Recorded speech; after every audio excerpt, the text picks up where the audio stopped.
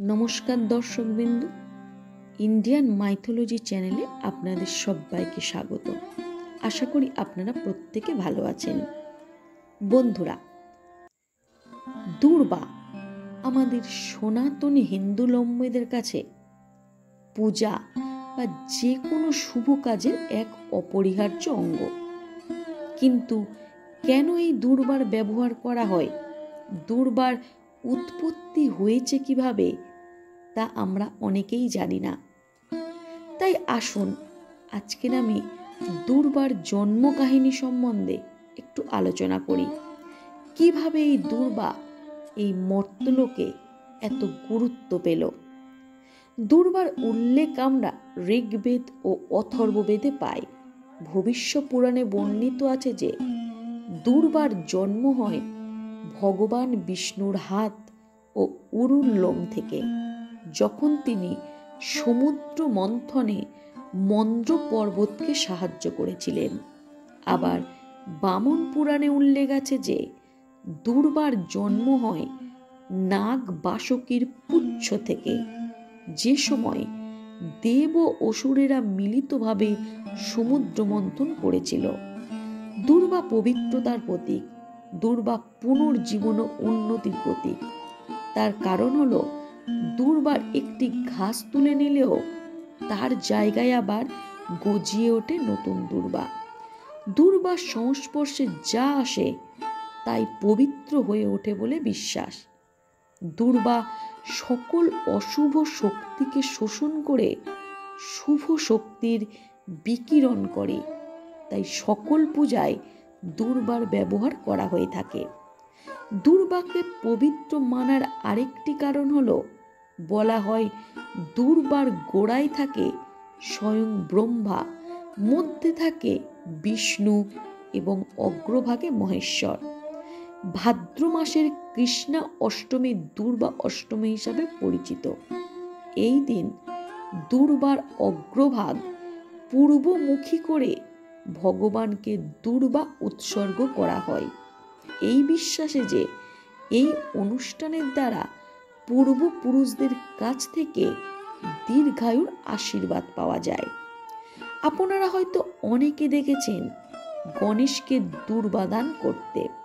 কথিত আছে গণেশকে 21 গাছি দুর্বা দিয়ে প্রার্থনা করলে গণেশ ঠাকুর প্রসন্ন হন। রামেশ্বরমের মন্দিরে দেখা যায় দুর্বা দিয়ে গণেশকে আপদ মস্তক আবৃত করে দেয়া হয়। এর পিছনে যা কাহিনী আছে তা সংক্ষেপে আপনাদের বলছি। এক সময় অনলাসুর নামে এক মহাপ্রতাপবান ও অত্যাচারী অসুর ছিল। জানা যায় অনলাসুর যমরাজ ও অপ্সরা তিলোত্তমার ছেলে ছিল। সেই অনলাসুর একবার তপস্যার দ্বারা দেবাদিদেব মহাদেবকে সন্তুষ্ট করে বর লাভ করেছিলেন। বর হিসাবে তার চোখ থেকে আগুনের গোলা বের করার ক্ষমতা লাভ করে এবং সেই থেকে তার নাম হয় অনলাসুর। অনল মানে আগুন। এই মহাশক্তি বলীয়ান হয়ে অনলাসুর প্রবল অত্যাচারী হয়ে ওঠে।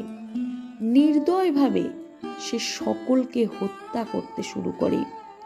সাধু সন্ন্যাসীদের যাগযজ্ঞ নষ্ট করে অত্যাচারী লুণ্ঠন হত্যা করতে থাকে। এমনকি তার হাত থেকে দেবতারাও নিস্তার পেলেন না। অনলাসুরের ভয়ে তারা এক জায়গা থেকে আরেক জায়গায় পালিয়ে বেড়াতে থাকেন। অনলাসুর তার চোখ থেকে আগুন গোলা দিয়ে চারিদিক ধ্বংস করতে থাকে। স্বর্গ মর্ত পাতালে শুরু হয়ে যায় হাহাকার। অনলাসুর স্বর্গ থেকে দেবতাদের তাড়িয়ে দেবরাজ ইন্দ্রকে হত্যা করতে উদ্যত হলে ইন্দ্র সেখান থেকে পালিয়ে যান। ইন্দ্রের পলায়নের পর অনলাসুর স্বর্গ রাজ্য অধিকার করে বসে। অনলাসুরের ভয়ে ভীত হয়ে অত্যাচারিত দেবতারা দেবগুরু বৃহস্পতির নির্দেশে ভগবান গণেশের শরণাপন্ন হয়ে গণেশকে অনলাসুর থেকে স্বর্গকে উদ্ধার ও দেবগণকে রক্ষা করার প্রার্থনা জানান। দেবতাদের কাতর প্রার্থনায় সাড়া দিয়ে ভগবান গণেশ তাদেরকে রক্ষা করার প্রতিশ্রুতি দেন। গণেশ জানতেন যে অনলাসুর প্রচণ্ড পরিক্রমী, তাই তিনি অনলাসুরকে বধ করার জন্য কৌশল অবলম্বন করলেন। গণেশ নিজেকে একটি ছোট্ট শিশুতে পরিণত করে অনলাসুরের সাথে যুদ্ধ শুরু করেন। অনলাসুরের চোখ থেকে নির্গত আগুনের গুলিদের তিনি কৌশল এড়িয়ে যেতে থাকলেন, কিন্তু সেই ভয়ানক আগুনের গোলাগুলি চারিদিক ধ্বংস করতে শুরু করল। অনেকক্ষণ যুদ্ধের পর অনলাসুর যখন শিশুরূপী গণেশকে গ্রাস করতে উদ্যত হল, গণেশ তখন তার বিরাট রূপ ধারণ করে অনলাসুরকে গিলে ফেলেন। এদিকে অনলাসুরকে গিলে ফেলায় গণেশের শরীরের ভিতর সৃষ্টি হয় প্রচণ্ড যন্ত্রণার। সেই যন্ত্রণায় তিনি ছটফট করতে থাকেন। তার এই অবস্থা দেখে স্বর্গের সকল দেবতারা মিলে গণেশের যন্ত্রণা দূর করার চেষ্টা করতে থাকেন। দেবী পার্বতী গণেশের সর্বাঙ্গে চন্দনের প্রলেপ দিলেন, কিন্তু সেই আগুনের জ্বালার কোনো প্রশমন হলো না। দেবাদিদেব মহাদেব তার গলার সাপ দিয়ে গণেশের কোমর বেঁধে দিলেন, কিন্তু তাতেও কোনো লাভ হলো না। আগুনের সেই ভীষণ যন্ত্রণায় গণেশ ছটফট করতে থাকেন। ভগবান বিষ্ণু তখন প্রচুর পরিমাণে পদ্মের জল ছিটিয়ে দিলেন গণেশের গায়ে। সেই থেকে গণেশের আরেক নাম হয় পদ্মপাণি। তাতেও কোনো লাভ হলো না। চন্দ্রদেব তাই দেখে গণেশের মাথার উপর অবস্থিত হয়ে শীতলতা প্রদান করতে শুরু করলেন।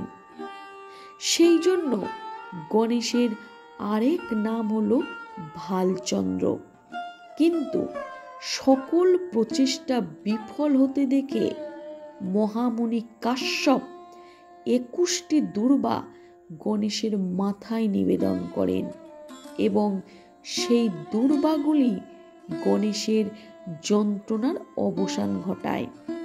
সেই দুর্বাগুলি দ্বারাই গণেশের শান্তি ফিরে আসে। এতে সন্তুষ্ট হয়ে গণেশ ঘোষণা করেন যে দুর্বাই হবে ওনার সবচাইতে প্রিয়, এবং যেই ভক্ত শ্রদ্ধা সহকারে 21টি দুর্বা গণেশকে নিবেদন করবে তার জীবন ধন ধান্যে পূর্ণ হবে এবং তার জীবনে নেমে আসবে সুখ। পৃথিবীর সকল প্রকার জ্বালা যন্ত্রণা থেকে তার জীবন হবে মুক্ত। আবার এই 21টি দুর্বার মাহাত্ম্য হিসাবে বর্ণিত আছে যে এই 21টি দুর্বা কিন্তু প্রতীকী।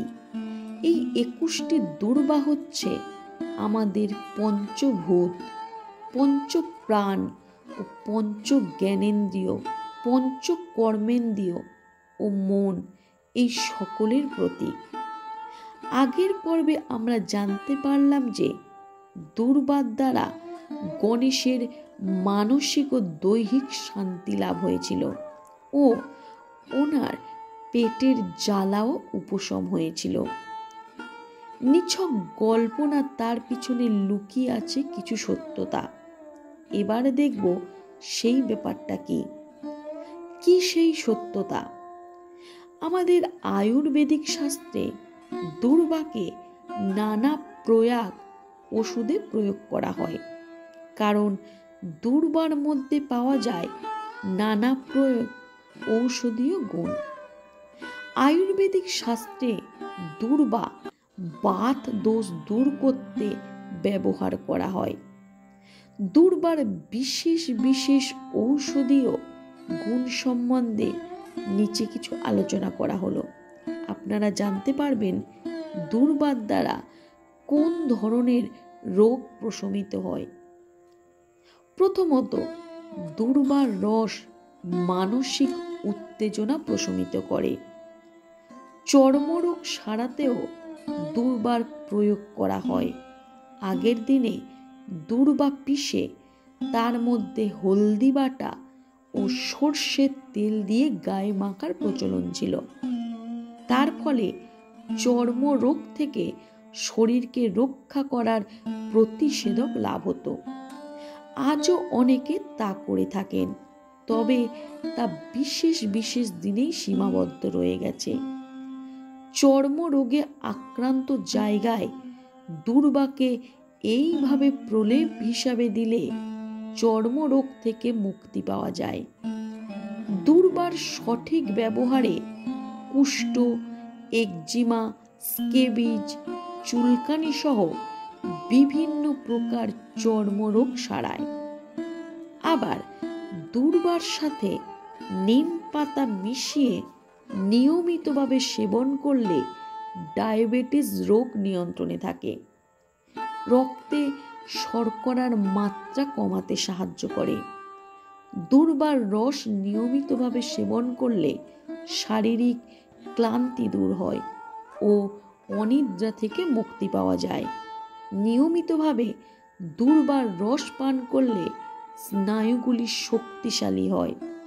আবার দুর্বার রস সকালে খালি পেটে পান করলে শরীরের বিষাক্ত পদার্থ সহজেই বাইরে বেরিয়ে আসে, রক্তকে বিশুদ্ধ করে আর শরীরের ক্ষার জাতীয় পদার্থের সমতা বজায় রাখে। দুর্বার মধ্যে এমন গুণ আছে যা শরীরের কোলেস্টেরল কমায় ও মেদ হ্রাস করতে সাহায্য করে। হৃদয়ের শক্তিকে আরও সবল করে তোলে। দুর্বার কয়েক ফোঁটা রস চোখে দিলে চোখের বিভিন্ন সমস্যা দূর হয়। দুর্বা রক্তে লোহিত কণিকা বৃদ্ধি করে হিমোগ্লোবিনের মাত্রাকে বৃদ্ধি করে। নিয়মিত দুর্বার রস পান করলে পেটের অম্লতা দূর করে পেটের মধ্যে বিষাক্ত পদার্থকে দূর করে। দুর্বার রসের সাথে যদি দই মিশিয়ে খান তাহলে মূত্রনালীর সংক্রমণ থেকে রক্ষা পাওয়া যায়। দুর্বা ডিম্বাশয়কে সুদৃঢ় করে। দুর্বার মধ্যে প্রচুর পরিমাণে ফ্লেওনেট থাকে যা আলসার সারাতে সাহায্য করে ও মাড়ির রক্তক্ষরণ কমায়, মুখের দুর্গন্ধ দূর করে। দুর্বার রস ফুসফুস সংক্রমণও সারিয়ে তোলে। তো দর্শক বন্ধু, আপনারা জানতে পারলেন দুর্বার উৎপত্তি হয়েছিল কিভাবে এবং দুর্বার গুণাগুণ সম্বন্ধে। আমার এই ভিডিওটি যদি আপনাদের ভালো লেগে থাকে আপনারা অবশ্যই কমেন্ট করে একটি লাইক করবেন, আর যারা নতুন তারা সাবস্ক্রাইব করে আমার চ্যানেলের সাথে যুক্ত থাকবেন।